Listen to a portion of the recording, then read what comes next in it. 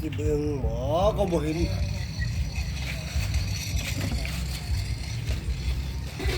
เอียนไผกันปลาไหล อะไรวะ ปลาไหล ตัวบาทหมูปลามีตังหาเหรอบ่มีอันนั้นนะ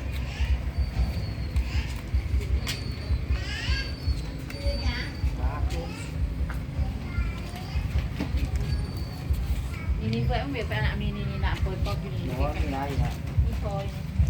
ที่ไหน นี่ดิไก่เอาใส่ผมว่าคนคุมน้ำเนี่ยเนาะ นั่นนี่จะมีปีโป้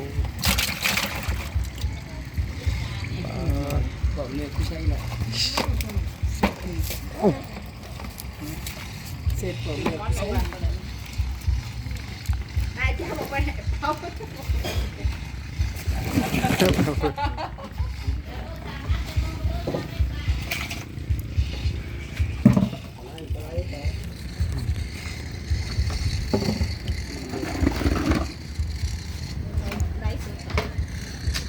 มียกข้อถึงยอดสม ไอ้ อง ส่วนของแตงได้ยังคือกล่องธรรมดาเลยหวานว่า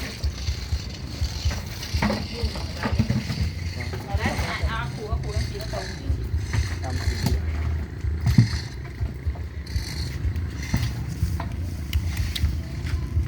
ใส่บังลั่นมาก ขนาดของใครยันยังมองเลยอ่ะ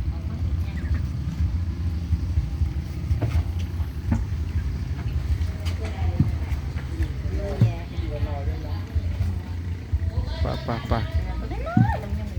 ตอนนี้ก็ไปกระดังคัดออกตัวน้อยตัวใหญ่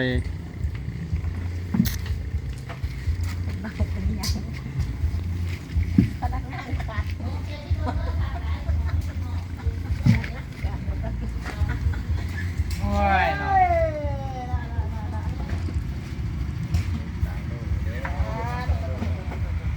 ใช้สนใจต่ออะไรเด้อ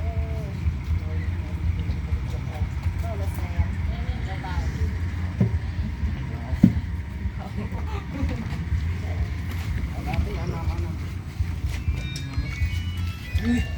ตามท้อง ปลายกเข้ามาฮะ เอ้ย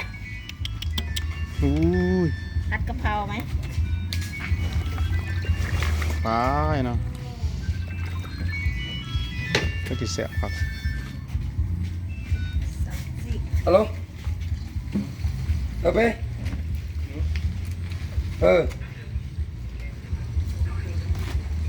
บอลยังเลิกเอ็นนี่ยังจะโก้โอ้ย2 โลไปจะเป้2 โล 2เป้โตล้วนๆนะโตบอกว่าโตบอกจ้อยๆนะโตจ้อยๆของมักคือเครื่องสตาร์ทเลยโอ้เรียงก่อน2 โล 1 2 โล 2ได้อยู่เป้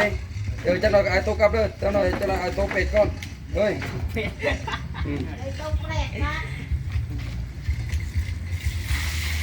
กระดังเดือดกระดังคัดปลา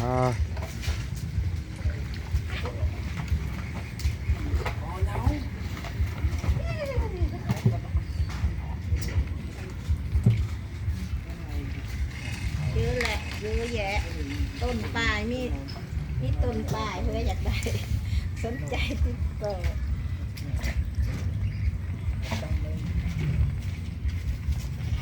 จักหล่อยเนี่ย